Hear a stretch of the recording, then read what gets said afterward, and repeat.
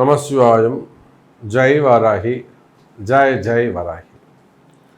உலகம் முழுவதும் வாழக்கூடிய எனதருமை அன்பு பக்தர்களே, அன்பு நேயர்களே, உங்கள் அனைவருக்கும் உங்கள் தாம்பரம் ஸ்ரீ வாராகி ஈசனேசன் சுவாமியுடைய நல்லாசிகள், வாழ்த்துக்கள். ஜெய் வாராகி, ஜெய் ஜெய் வாராகி. 5 நிமிடத்தில், ஏன்னா இப்போ எல்லாரும் ஷார்ட்ஸ் போடுறாங்க, 1 நிமிஷத்தில் போடுறாங்க, அதையே 3 நிமிஷமாக கொஞ்சம் எக்ஸ்டெண்ட் பண்ணியிருக்கிறாங்க. ஆனால் ரொம்ப ஷார்ட் அண்ட் ஸ்வீட்டாக ஒரு ராசி பலனை சொல்லணும் அப்படின்னு சொல்லி, ஏன்னா கார்த்திகை மாதம் நாம் எப்பொழுதுமே தனியாக பதிவுகள் போடுவது உண்டு. கொஞ்சம் நேரமின்மை காரணமாக நிறைய ஒர்க்காக இருந்துட்டு நிறைய பரிகாரங்கள் வெளியூர்லாம் போனதால் 5 நிமிடத்தில் கார்த்திகை மாத ராசி பலன்கள் உங்கள் ராசிக்கு என்ன சொல்லுது? கார்த்திகை மாதத்தை பொறுத்தவரையில் இந்த சனி பகவான் வக்ர நிவர்த்தி அடைந்திருக்கிறார். இது எல்லாருக்கும் ஒரு சிறப்பு. கார்த்திகை மாதம் சனி பகவான் வக்ர நிவர்த்தி அடைந்திருக்கிறார்.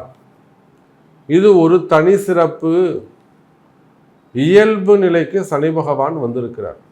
சார், 9 கிரகத்தில் முக்கியமானவர் யாருன்னு கேட்டீங்கன்னா ஆயுள் காரகன் அவர் தான், அல்லது ஆரோக்கிய காரகன் அவர் தான், தலையெழுத்தை தீர்மானிக்கக்கூடியவர் அவர் தான், வேலை வாய்ப்புகள் தரக்கூடியவர் அவர் தான், தொழில் அமைப்புகளை சிறப்பாக செய்யக்கூடியவர், தொழிலை அமைச்சு கொடுக்கக்கூடியவர் அவர் தான், வருமானம் தடையில்லாமல் எந்த காரியத்துக்கும் தடை போடாமல் இருக்கணும்னா அவருக்கும் காரணகர்த்தா அவர் தான், ஜெயிக்கணும்னா அவருடைய அனுமதி வேணும்.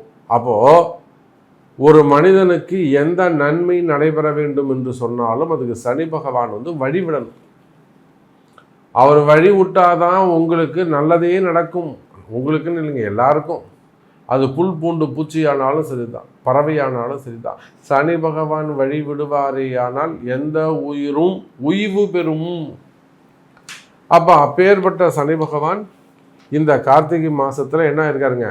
வக்ர நிவர்த்தி அடைந்திருக்கிறார். வக்ர நிவர்த்தினா என்னென்னா, அவர் கொஞ்சம் நார்மல் பொசிஷனுக்கு, இயல்பு நிலைக்கு வந்திருக்கிறார். இத்தனை நாள் அவர் இயல்பு நிலையில் இல்லை. அப்போ இந்த கார்த்திகை மாதத்தை பொறுத்தவரையில் 2 விஷயம். முதல்ல சூரிய பகவான் தனக்கு கேந்திரஸ்தானமாக இருக்கக்கூடிய 4ஆம் பாவத்தில் இருக்கிறார். சூரியன் விருச்சக ராசியில் இருக்கிறாருங்க. அதே போல் சனி பகவான் கும்பராசியில் சூரியனுக்கு கேந்திரம் வாங்கியிருக்கிறார். பாருங்க, அந்த சனிக்கு கேந்திரம் குரு வாங்கியிருக்கிறாருங்க. புரியுதா? அந்த சனி பகவானுக்கு 4வது வீட்டில் யார் இருக்காருங்க? குரு பகவான் அமைந்திருக்கிறார். அந்த குரு வக்ரகதியில் இருக்கிறார். அப்போ அந்த 3 கிரகங்கள் கேந்திரஸ்தானத்தில் இருக்கின்றன. அதே போல 3 கிரகம் திரிகோணத்தில் இருக்கு. செவ்வாய், ராகு, கேது, இவங்க 3 பேரும் திரிகோண தொடர்பில் இருக்கிறார்கள். அப்போ இந்த கார்த்திகை மாசத்தை பொறுத்தவரையில் அபரிமிதமான ஒரு வளர்ச்சி உங்களுக்கு காத்திருக்கிறது. உலகம் முழுவதும் வாழக்கூடிய எனதருமை அன்பர்களே, அபரிமிதமான ஒரு வளர்ச்சி, நல்ல யோகங்கள் நிறைந்த மாதமாகவும், நினைத்த காரியத்தை எல்லாம் சாதிக்கக்கூடிய வாய்ப்புகளையும் இந்த மாதம் உங்களுக்கு பெற்றுத்தருகிறது. நிறைய அன்பர்கள் நிறைய கஷ்டத்தில் இருக்கிறீங்க, எனக்கு தெரியும். உங்களுடைய கஷ்டங்கள், அதாவது குடும்ப கஷ்டமாக இருக்கலாம், குடும்பத்தை விட்டு பிரிஞ்சு வெளியில் வந்திருக்கலாம், சொத்து பிரச்சனைகள் இருக்கலாம், வரவேண்டிய பணங்காசுகள் இருக்கலாம், நிறைய ப்ராப்ளம்ஸ். ஸோ அந்த கஷ்ட நஷ்டங்களிலிருந்து நீங்கள் கஷ்டங்கள் நீங்கி வெற்றி என்னும் பெரிய அந்த ஓப்பன் கிரவுண்டுக்கு வரப்போகிறீங்க.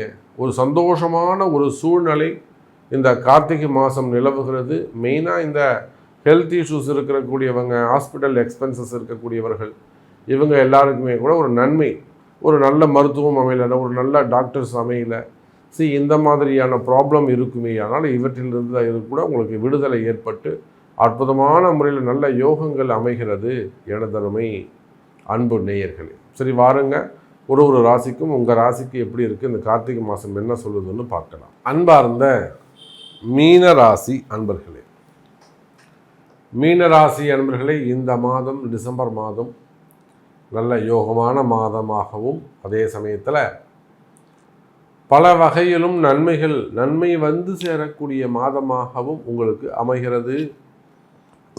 உங்களுடைய ராசிநாதன் குரு பகவான் ரிஷப ராசியிலே வக்ரகதியில் இருக்கிறார்.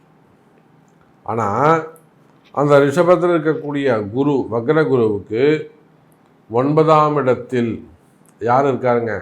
வீடு கொடுத்த சுக்கிரன் அமைந்திருக்கிறார். சனியுடைய வீட்டில் உட்கார்ந்துருக்காரு. கெட்டவன் கெட்டில் ராஜயோகம் என்பதை போல கெட்ட குருவுக்கு வக்ரகதியில் 3 ராசிக்கு, மீன ராசிக்கு 3ஆம் பாவம் என்பது ஒரு மறைமுகஸ்தானம். அந்த மறைமுகஸ்தானத்தில் உங்கள் ராசிநாதன் வக்ரகதி வேற. அப்போ குரு கெட்டு போயிட்டார். அப்போது அதே போல் வீடு கொடுத்த சுக்கிரன் அவர் பாக்கியஸ்தானம் 9வது வீட்டில் இருந்தாலும் பகை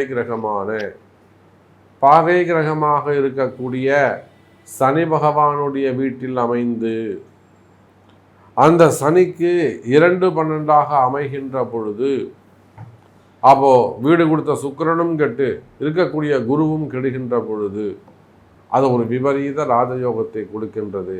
எனதருமை மீன ராசி அன்பர்களே, அதே போல ராகு, உங்கள் ராசியில் இருக்கக்கூடிய ராகுவால் மிக பெரிய அளவில் ஒரு பெரிய தொழில் செஞ்சிருக்கலாம், இல்லை ஒரு பெரிய ஆசையோடு ஒரு பெரிய கற்பனையோடு வாழ்ந்து கொண்டு இருக்கக்கூடிய மீன ராசி அன்பர்கள், கையில் கொஞ்சோண்டு காசு இருக்கும், ஆனால் சம்மந்தமே இல்லாத ஒரு பெரிய பிஸ்னஸை பற்றி மனசு நினச்சிக்கிட்டு இருக்கும். இது ஒரு 2 கோடி ரூபாய் இருந்தால் அந்த வீடை கட்டிட்டு ஒரு 4 வாடகைக்கு விட்டுட்டு நம்ம மட்டும் கம்முன்னு வந்துடலாம். கையில் எவ்வளோ இருக்கும்? ஒரு 5 லட்ச ரூபாலேருந்து 8 லட்ச ரூபா 10 லட்ச ரூபாக்குள்ளே இருக்கும். ஆனால் கற்பனை ஒரு 4 கோடி ரூபாய் பற்றி சிந்திப்பீங்க, 2 கோடி ரூபாய் சிந்திப்பீங்க. அப்போ கற்பனை காரணம் ராகு. அப்போ ராசியில் இருக்கக்கூடிய ராகு உங்களை பலவிதமான சட்ட சிக்கலில் மாட்டி விட்டுருவார். ஜாக்கிரதையாக இருக்க வேண்டும் மீன ராசி என்பர்களே. உங்கள் ராசியில் இருக்கக்கூடிய ராகு, போகிற ராகு சும்மா போக மாட்டார். இந்த ராகு தான் உங்களுக்கு ஒரு 10 மாதத்தில் அள்ளி கொடுத்துருப்பார். நல்ல வருமானம், சும்மா சூப்பராக இருந்திருக்கும், ஜம்முன்னு இருந்திருக்கும். சார் நாங்களாம் கஷ்டப்பட்டோமா, கம்முன்னு போங்க சாமி. எப்படி மீனராசி அன்பர் ஒருத்தர் சொல்கிறாரு, நாங்கள் கஷ்டப்பட்டோமா, கம்முன்னு போங்க சாமி, எங்களுக்கு எவ்வளோ காசு வந்தது தெரியுமா, எவ்வளோ சம்பாரிச்சுன்னு தெரியுமா, மீனராசி சொல்கிறாரு. இவரே நம்ம கொஞ்ச நாள் கழித்து கேட்கும்போது, சாமி எல்லாம் வந்தது இப்போ போயிடுச்சு. காரணம் ராகு. அப்போ அபரிமிதமான லாபம் பல வகையிலும் கொண்டு வந்து பணத்தை கொட்டினது ராகு. அதை நீங்கள் இப்போ காப்பாற்றி கொள்ள வேண்டும் மீனராசி அன்பர்களே. தேவையில்லாமல் நான் தொழில் தொடங்க போகிறேன், நான் பிஸ்னஸ் ஸ்டார்ட் பண்ண போகிறேன், இல்லைனா நான் ஏதாவது இன்வெஸ்ட் பண்ண போகிறேன்னு ஏதாவது நீங்கள் செஞ்சீங்கன்னா அந்த ராகுவானவர் ஒரு விரயத்தை ஏற்படுத்துவார். கவனம் தேவை. கொடுத்தது ராகு, போகிற ராகு சும்மா இருக்காது. உங்களுக்கு ஒரு பேராசையை உண்டு பண்ணி அந்த பேராசையின் மூலமாக மிகப்பெரிய ஒரு ஏமாற்றத்தை கொடுத்துட்டு போயிடும், புடுங்கிட்டு போயிடும். ஏன் உண்மையை சொல்லிட்டு போவோமே, சார் கொடுத்ததே அவர் தான் சார், எப்படி சார் வாங்குவார்? அவர் தான் முதல்ல வாங்குவார், கொடுத்ததுக்கு மேலே வாங்குவார். அது தெரியுமா உங்களுக்கு? அப்போ மீன ராசி என்பவர்களே, விரய காலத்திலும் அதுக்கும் ஒரு படி மேலே போனீங்கன்னாக்கா ஏமாற்றத்திற்கான காலம். இந்த ராகு சப்ஜெக்டில் மட்டும் மீன ராசி என்பர்கள் மிகுந்த கவனத்தோடு நடந்து கொண்டு, அதனால தான் சொன்னேன் இதை விபரீத ராஜயோகம்னு சொன்னேன். இது உங்களுக்கு எப்படி ப்ளஸ்ஸாக அமையுதா மைனஸாக அமையுதா அப்படிங்கிறது உங்கள் தலையெழுத்து, உங்கள் பாவகர்மா அல்லது உங்கள் ஜாதகம் தான் இதை முடிவு செய்யும்.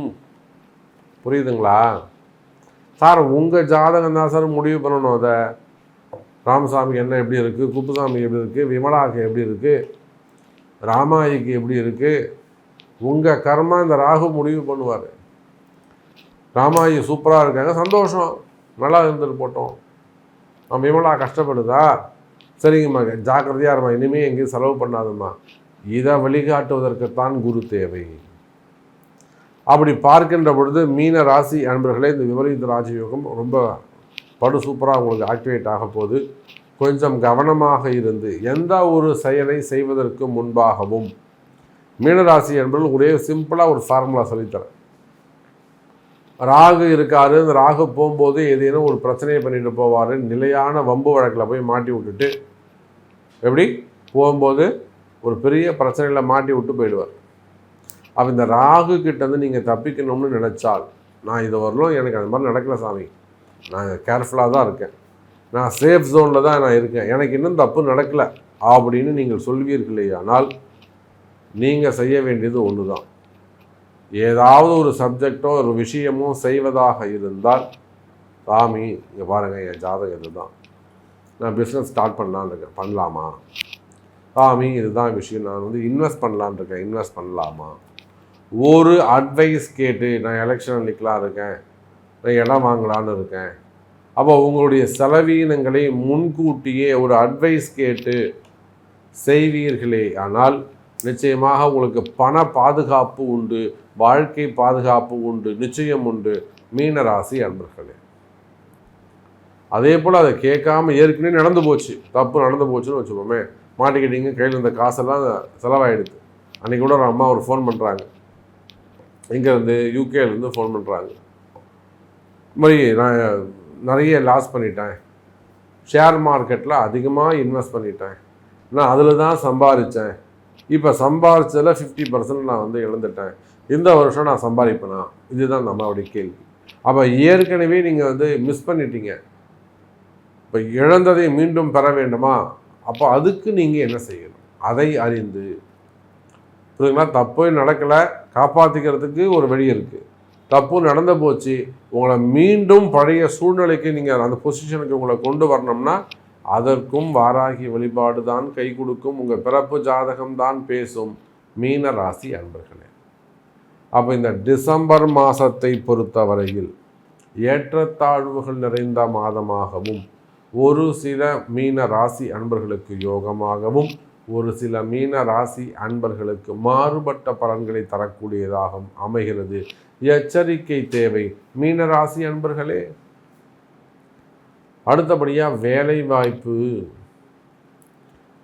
வாய்ப்புகளை பொறுத்தவரையில் மீனராசி அன்பர்களே புதிய உத்தியோகம் கிடைக்கும்.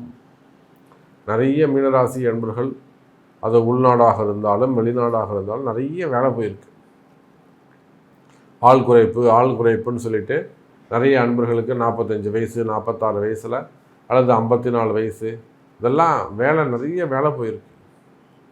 அப்போ வேலையை இழந்த மீன ராசி அன்பர்களுக்கு இந்த மாதம் டிசம்பர் மாதம் வேலை கிடைக்கக்கூடிய மாதமாகவும் அமைகிறது. வேலை கிடைக்கும்.